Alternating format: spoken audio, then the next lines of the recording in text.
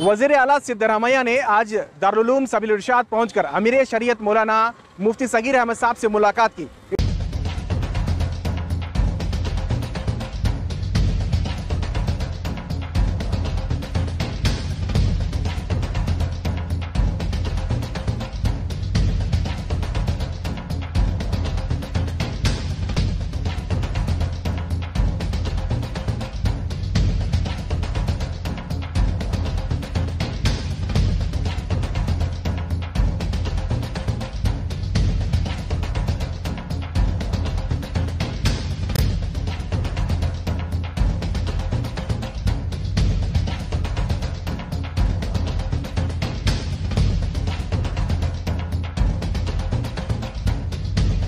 दारुल हुकूमत बेंगलुरु से अहम खबर। कर्नाटक के वज़ीर आला सिद्धरामैया ने आज अमीर शरीयत मौलाना मुफ्ती सगीर अहमद से मुलाकात